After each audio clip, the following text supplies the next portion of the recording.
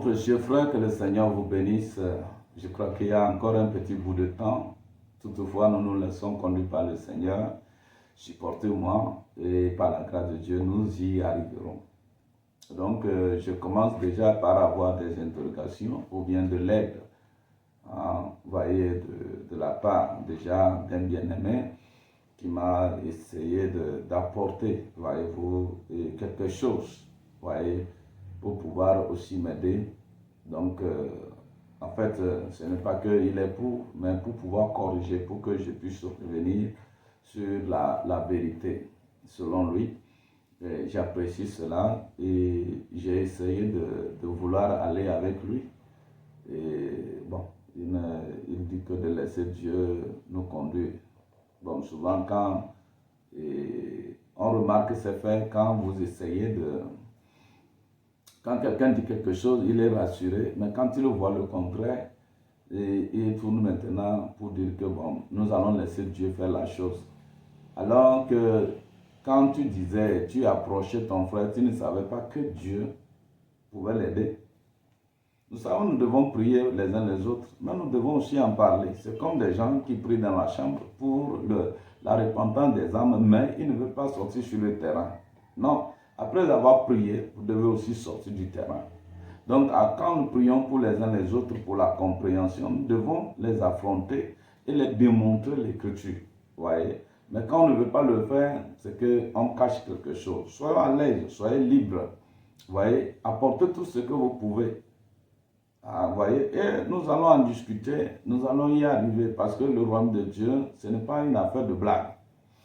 Donc, je veux terminer, je veux veiller à ce que je termine mon sujet et je reviendrai quand même, je reprendrai ce que le bien-aimé a dit et nous allons vraiment voir si réellement ce qu'il a dit est vraiment vrai ou bien c'est ce que nous tenons qui est vrai. Donc, vous voyez, et je crois le bien-aimé, en suivant cela, aussi peut corriger certaines choses ou bien peut toujours apporter. Donc, certainement, je ne vais pas brusquer quelqu'un, je ne vais pas appeler le nom de qui que ce soit, je ne vais pas mal parler, voir mal quelqu'un, que le Seigneur m'en préserve, mais nous sommes là pour mettre les choses ensemble pour connaître la vérité de Dieu. Donc voilà, et ce matin, j'aimerais aborder le passage de 1 Timothée chapitre 3, plutôt chapitre 3, verset 2. 1 Timothée chapitre 3, verset 2. Qu'en est-il de 1 Timothée chapitre 3, verset 2? Pourquoi, en fait, cette question et pourquoi aborder ce sujet-là? Si vous voulez, nous allons lire cela. Là, il est dit, il faut donc que l'évêque soit irréprochable, mari d'une seule femme, sobre, modéré, réglé dans sa conduite hospitalière propre à l'enseignement. Ce qui nous plaît ici, c'est mari d'une seule femme, l'évêque. En fait, l'évêque, c'est le responsable d'église, celui qui a la charge d'une église. Ça dit que selon 1 Timothée chapitre 3, lui, il doit être mari d'une seule femme.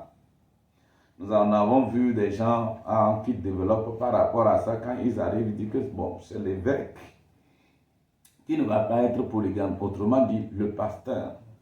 Mais nous en voyons quand même des pasteurs qui disent que non, eux autres ne sont pas évêques. Bon, ils sont pasteurs. Donc voilà, vous comprenez. En fait, le diable n'est pas un petit garçon. Il a tellement fait des choses que il va nous mettre en conflit.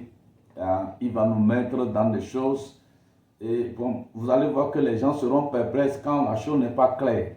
Donc nous allons tâcher d'apporter l'assurance pour que vous ayez foi réellement sur la parole. Donc pendant que nous allons évoluer, nous prendrons des petits points qui sont sombres et nous allons le mettre au clair.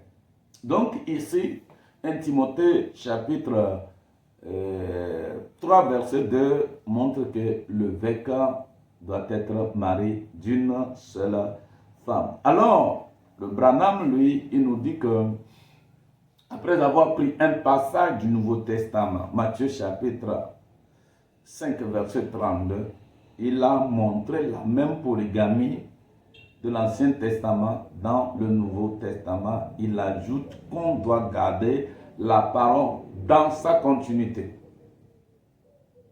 Et en cela, il a montré la femme, la place de la femme et celle de l'homme. Ça veut dire que l'homme, lui, il peut se marier comme Salomon, David, comme toute la Bible dans sa continuité. C'est-à-dire que de la Genèse jusqu'à l'Apocalypse. Et il ajoute qu'on ne doit pas faire mentir la parole. C'est-à-dire que dire que l'homme, quel qu'en soit, qu'il soit un homme, vous voyez, ne peut pas être polygame, c'est faire mentir la parole. Parce que depuis le commencement, la loi du sexe par la polygamie. Évidemment, il a montré que quand le péché est entré, la double alliance, quand elle a été contractée, c'est la polygamie partout, à tous les niveaux. Et il a montré que c'est une nouvelle alliance que Dieu a fait. La première, c'est par la création, la seconde par le sexe. Et c'est maintenant la seconde, c'est un mâle et beaucoup de femelles. Et c'est partout. Un mâle. Mais nous voyons ici qu'il est montré que l'évêque, ça veut dire qu'il y a un problème. Donc, en fait, c'est ça. C'est ce que nous sommes venus pour réglementer. C'est ça que nous sommes venus pour éclaircir. En fait, quand nous prenons le passage lui-même, il comporte une contradiction en soi. Quand nous prenons, quand on dit que l'évêque devait être marié d'une seule, doit être marié d'une seule femme. L'évêque, c'est qui? Je crois que Pierre plutôt dit qu'on devait perdre le troupeau pas par contrainte ou bien par des gains sordides, mais qu'on devait être le modèle.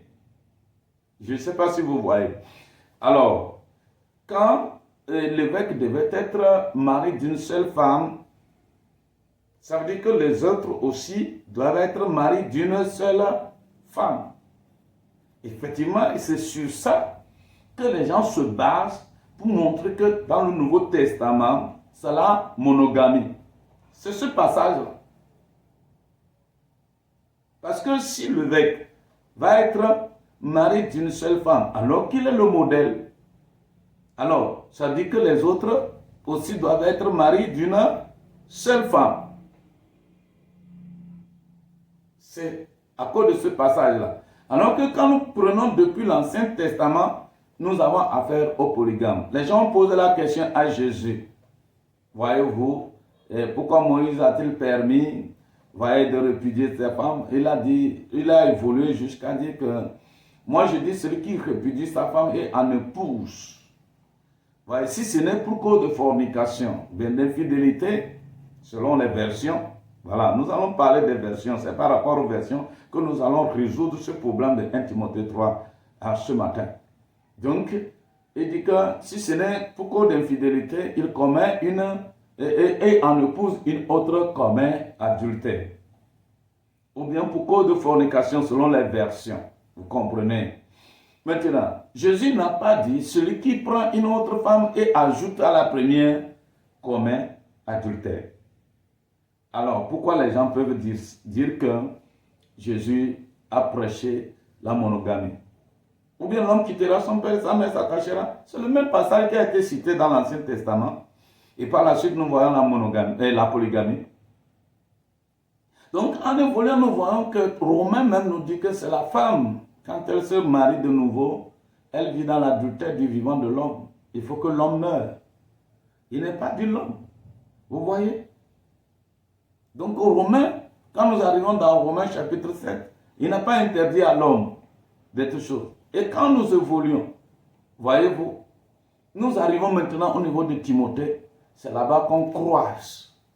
C'est-à-dire qu'une discontinuité. Alors que cela devait être une continuité. Le prophète dit, on doit garder la parole dans la continuité. Et la parole de Dieu doit être vraie de l'Apocalypse, de la Genèse à l'Apocalypse, ou bien de l'Apocalypse à la Genèse. Et votre doctrine ne doit pas être seulement vérifiée dans l'Ancien Testament sans être vérifiée dans le Nouveau Testament. Parce que vous devez faire de telle sorte que vous avez Jésus-Christ le même hier, aujourd'hui et pour toujours. Donc la parole de Dieu ne connaît pas de contradiction. Elle dit la même chose. Quand c'est la parole de Dieu. Donc voilà en fait les choses qui doivent vous amener à mieux enseigner les Écritures. Il y a des gens, ils ramassent des passages un peu partout, des fois même confus. Et ils enseignent, ils rendent les gens encore plus confus. Mais nous bénissons le nom du Seigneur parce que la prophétie disait que mon peuple ne serait plus jamais dans la confusion. Bénissons le nom du Seigneur pour le prophète William Marion Branham. Donc c'est l'un des aspects, l'évêque devait être le modèle. Mais maintenant, la formulation même de la chose montre que lui, quand il devait être marié d'une seule femme, parce qu'à cause de son poste d'évêque, ça veut dire que les autres aussi, les autres ne sont pas obligés d'être mariés d'une seule femme. Si je ne vais pas postuler au poste d'évêque, d'être dirigeant, je ne suis pas obligé d'être monogame. Parce que quand on insiste qu'il soit, voyez-vous, marié d'une seule femme, ça veut dire quelque part qu'il y a d'autres qui ne sont pas mariés d'une seule femme. Alors, il ne peut pas postuler à ce poste-là. En fait, ce passage même, en fait, montre que, d'une part, il y a une catégorie de personnes qui peuvent être polygames et une autre catégorie qui ne doit pas être polygame. Et en même temps, et une seconde chose, parce qu'il est le modèle, donc il prône la monogamie et en même temps la polygamie. Donc ce passage a des problèmes. C'est une affaire d'interprétation. C'est ce à quoi je suis venu ce matin pour résoudre. Donc, il se peut que nous puissions faire 2 séances, mais prenez votre temps, suivez bien la chose et analysez, voir, et vous verrez que c'est la vérité, ce que nous sommes en train de développer. Nous ne sommes pas là, nous ne sommes pas là de la religion, mes bien-aimés. C'est une affaire de notre vie, c'est une affaire de notre âme. Ce n'est pas une affaire de mon église. Vous comprenez? Laissez ça de côté. Vous serez fatigué avec l'affaire de l'église parce que ça ne va pas vous amener loin. Mais la parole de Dieu vous bâtit, fait de vous un homme. Vous comprenez? Donc, évoluons. Évoluons, nous allons d'abord prendre certains passages des Écritures parce que ce n'est pas la seule chose. Vous pensez que le diable va nous laisser tranquillement comme ça? Non. Pendant que nous allons évoluer, prendre des choses, vous allez comprendre que le diable est tellement subtil. Il est très dangereux.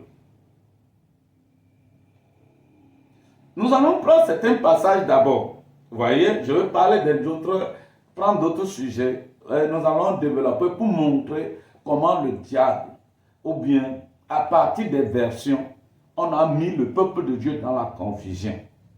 Et là, je peux dire la trace du serpent sur le rocher. Vous voyez? Non, c'est ça en fait. Le rocher, c'est la parole. Mais le serpent, déjà passé sur ça, il a laissé ses traces. Le rocher, mais le serpent a déjà passé sur ça. Il a donné des interprétations. Et c'est ce qui a été depuis la Genèse. Il a développé autre chose que, en fait, ce n'était pas le cas. Et il a amené Ève hors de la parole. C'est la même chose. Et il a amené l'Église hors de la parole. D'abord, prenons le passage de Romains chapitre 16, verset 1. Ce sont des exemples qui vont nous permettre de parachuter sur notre sujet. Pour vous permettre de relaxer et de comprendre. Ou bien de préparer votre esprit pour pouvoir comprendre l'autre. Parce que si nous tombons brusque là-dessus, je veux que les gens comprennent, vous voyez. Les gens peuvent... Donc, prenons ceci. Romains chapitre 16, verset 1. J'ai fait allusion à cela. Romains chapitre 16, verset 1, selon la version Louis II, là il est dit, je vous recommande Phobé, notre sœur, qui est diaconesse dans l'église de Sancré. Vous avez bien entendu, les bien-aimés du message. On dit qu'on recommande la sœur Phobé, qui est diaconesse dans l'église de Sancré. Je vous recommande. Donc, il y a une diaconesse déjà dans la Bible.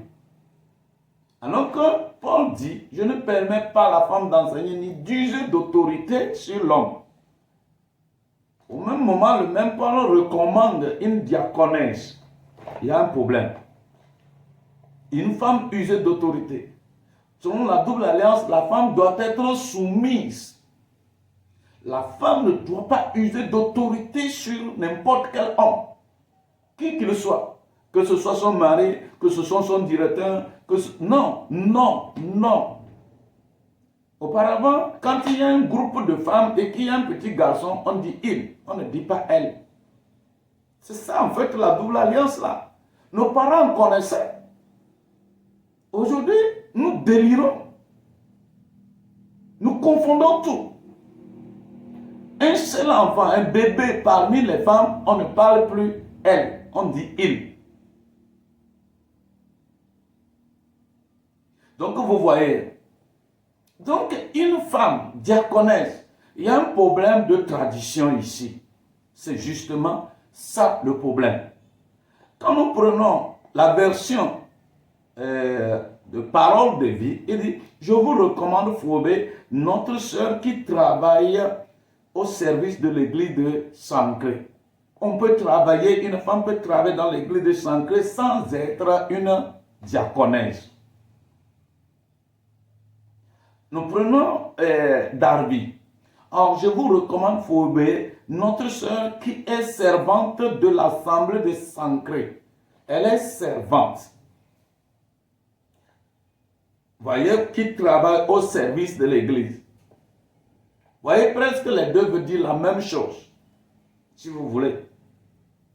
Donc, quand on est servante dans l'église de Sancré, on n'est pas en même temps diaconesse. Anne était là, elle jeûnait, elle priait. Mais Anne n'était pas sacrificateur dans l'église. Anne n'était pas c'est-à-dire qu'une diacre, non. Il y a des activités dans l'église réservées aux femmes. Ce que Dieu défend, c'est qu'une femme prenne une autorité, une place dont elle va user l'autorité sur l'homme. Donc, travailler dans l'église, il n'y a pas de problème. Mais travailler dans l'église ayant l'autorité sur l'homme, là, Dieu n'est pas d'accord. Parce que la femme doit être soumise à l'homme. C'est comme ça. Donc, depuis la Genèse, il dit, il dominera sur toi. La domination sur plusieurs plans. C'est pourquoi quand l'homme porte pantalon, la femme ne doit pas. Quand l'homme coupe les cheveux, la femme ne doit pas couper. Donc c'est la double alliance là. Vous comprenez maintenant. Nous allons parler de ça, nous pouvons citer les choses une à une. Maintenant, ceci non pas, celui qui a traduit cela, montre qu'une femme va être diaconesse, tout comme un homme est diacre. C'est faux. Donc vous voyez la traduction, nous passons. Nous allons prendre 1 Corinthiens chapitre 7, le verset 37 et le verset 38. Donc vous voyez, ça, nous allons le lire, je crois, selon, d'abord, nous allons le prendre selon Louis II. Louis II. Là, il est dit, nous lisons cela, 1 Corinthiens 7. 1 Corinthiens chapitre 7, à partir du verset 37 et 38. 37 et 38, nous lisons ceci. Suivez bien, hein? Mais celui qui a pris une ferme résolution sans contrainte et avec l'exercice de sa propre volonté, et qui a décidé en son cœur de garder sa fille vierge, celui-là fait bien. Est-ce que vous écoutez bien? Un homme qui dit, moi je garde ma fille vierge, elle ne va pas se marier. Et on dit qu'il fait bien. C'est la parole de Dieu, hein? Écoutez ça, c'est dans la Bible. Ainsi, celui qui marie sa fille fait bien, celui qui ne la marie pas fait mieux. C'est-à-dire qu'un bon matin, quand la fille a atteint l'âge de puberté, où Paul dit que celui qui brûle se marie, le papa lui dit que non, moi je te garde vierge, tu ne te marieras pas. Vous voyez le désordre que ça va créer. Vous imaginez? Et je me pose la question, si une maman ou bien son papa lui avait dit, lui, de ne pas se marier, je comprendrais ce qu'il va dire. Mais la parole de Dieu, c'est une affaire du libre arbitre. Personne ne l'emprise sur vous. Et nous avons vu des gens, des parents qui sont ingérés, qui ont refusé les filles des mariages. Ils se basent sur ce passage. Il dit que non, lui, il a un passage. C'est biblique. Vous comprenez ça? C'est le serpent. C'est dans la Bible, mais ce n'est pas biblique. Ce n'est pas la parole de Dieu. Vous allez comprendre. Nous prenons une autre version. La version selon le semeur. Écoutez bien. Si un fiancé a pris en lui-même une ferme résolution, sans être contraint, mais dans la pleine possession de sa volonté, si la décision qu'il a ainsi prise en lui-même est de rester célibataire, il fera bien. C'est-à-dire qu'un fiancé, il fiance une femme, une fille, une jeune fille, comme Joseph l'avait fait. Et il prend en lui la résolution sans que ce ne soit la contrainte de quelque part. Il dit que je ne vais pas me marier. Donc, il se fiance comme un pasteur qui dirige des jeunes. Et un jeune commence avec une fille, ils vont jusqu'à l'étape de fiançailles. Et le jeune lit le passage, il dit que bon, moi, je veux faire bien. Je ne veux pas me marier. Donc, elle aussi n'a qu'à rester. Vous comprenez? D'abord, ceci ne dit pas la même chose que ce que Louis II dit. Louis II dit que c'est un homme qui dit de garder sa femme, sa fille. Il ne veut pas la marier. Et il fait bien. Mais ici, je n'ai même pas terminé selon Louis II. Le verset 38 dit, ainsi celui qui marie sa fille fait bien, celui qui ne la marie pas fait mieux. Oui, je crois que je l'ai lu. Ah, voyez-vous. Maintenant, ici, c'est un fiancé. Il a fiancé la fille et à un moment donné, il la laisse tomber. Et la Bible dit qu'il fera bien. En somme, celui qui épouse sa fiancée fait bien. Et celui qui ne se marie pas fera encore mieux. Donc, quand tu fiances quelqu'un et que tu coupes, tu la laisses maintenant, tu ne te maries pas, tu fais mieux. Au moins, l'ange même a apparu à Marie et lui a dit que, et plutôt à Joseph, n'aie pas peur de prendre Joseph, Marie, ta femme comme épouse.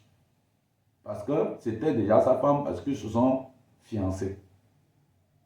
Dieu même a trouvé que ce n'est pas bon. Et le passage que nous avons lu sur parlant de la polygamie dans le Nouveau Testament, celui qui repudie sa femme, si ce n'est pour cause de fornication, l'expose à devenir. Donc pendant que quelqu'un expose une jeune fille à devenir adultère, parce qu'ils sont déjà fiancés, ils sont mariés, il l'expose à devenir adultère, on dit qu'il fait mieux. Et c'est votre Bible. Donc, ça nous interpelle, mes bien-aimés. Les versions, faites attention.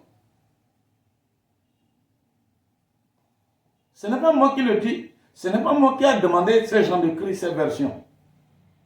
Nous allons évoluer. Vous allez voir. Maintenant, parole de vie dit, mais mais il peut décider fermement dans son cœur de se marier et de ne pas se coucher avec sa fiancée. s'il décide vraiment cela dans son cœur, sans être forcé, et en restant maître de lui-même, maître de ses désirs, il fait bien de ne pas se marier. Ainsi, celui qui se marie avec sa fiancée agit bien. Mais celui qui ne se marie pas avec elle fait encore mieux. Vous voyez, il rejoint le semeur. Donc vous voyez, l'affaire de tradition, c'est de ça que souffre 1 Timothée chapitre 3 verset 2. C'est pourquoi vous voyez une contradiction là-bas. Il ne dit pas la même chose. Alors que la polygamie est vraie depuis l'Ancien Testament. Le prophète dit, c'est Dieu de nouveau. Dans le contexte le contexte actuel, par le sexe, l'homme quittera son père et sa mère s'attachera à sa femme. Ce n'est pas la création. Dans ce contexte-là, où le sexe est en jeu, c'est la polygamie. Et nous le voyons, le père de la foi, Abraham, Jacob, tous les autres, ils se sont mariés comme ça. D'autres sont restés avec une seule femme. Nous sommes arrivés dans le Nouveau Testament, où nous pouvons voir les gens dire qu'il n'y a pas de traces. Qui vous a appris ça? Mais on dit que l'homme et la femme, l'homme ne portera pas le vêtement d'homme. La femme non plus le vêtement de femme. L'homme ne portera pas le vêtement de femme. Et la femme non plus celui de l'homme. C'est dans l'Ancien Testament. Et des gens disent que non, il n'y a pas ça dans le Nouveau Testament. Alors, par conséquent, lui ne va pas, et il n'y a pas de problème, parce que Dieu est venu changer. Vous ne comprenez pas? Il y a une contradiction. Vous faites de votre Dieu là un homme, quoi. Mais d'autres disent que oui, la parole est vraie d'un bout à l'autre, ce qui est dans l'Ancien Testament, c'est vrai. Mais quand il arrive à la polygamie, il dit non, c'était dans l'Ancien Testament. Vous voulez fuir quoi? Pourquoi ça vous gêne? Vous voulez adorer Dieu? Pourquoi ça vous gêne? Vous lisez noir et blanc. Ou Dieu même a fait des gens des polygames. Mais vous dites que c'est une volonté, nous allons en venir. Vous voyez des choses, ça trouble les gens. Vous voyez, c'est l'esprit dénominationnel. Je vous avais dit ça une fois. Quand on lance le maïs, les grains, on le picorer, il est là, il tourne dedans. Pour chercher quoi? Et vous, les gens du message, qui croyez qu'un serviteur de Dieu doit épouser une vierge? Pour d'autres, ils ne croient même pas. Parce que d'autres disent que, j'ai même entendu un serviteur de Dieu dire que si quelqu'un le montre dans le Nouveau Testament où on a dit que et un serviteur doit épouser une vierge, lui croirait cela. Parce que c'est dans l'Ancien Testament. Oh, bien aimé. Avec tout ce que le prophète a dit, comment on peut raisonner de la sorte? Et d'autres disent non, c'est le prophète qui l'a dit, c'est dans la Bible. Mais c'est dans la Bible, ça doit être dans le Nouveau Testament. Mais pourquoi maintenant, aujourd'hui, tu trouves que dans le Nouveau Testament, il n'y a pas de trace de polygamie? C'est toi qui trouves qu'il n'y a pas de trace de polygamie. Mais voilà, ton prophète vient prendre un passage du Nouveau Testament, Matthieu 5, 32, pour prouver la même polygamie de l'Ancien Testament dans le Nouveau Testament, bien aimé. Donc, vous voyez, regardez les versions, ce que les versions sont en train de nous dire. Maintenant, écoutez cette dernière version, celle de Darby. 1 Corinthiens 7, versets 37 et 38. Mais celui qui tient ferme dans son cœur et qui n'est pas sous l'emprise de la nécessité, mais qui est maître de sa propre volonté, et en même temps maître de sa propre volonté, mais ailleurs on dit l'homme de garder sa fille. Est-ce qu'elle est maître de sa propre volonté? Vous comprenez?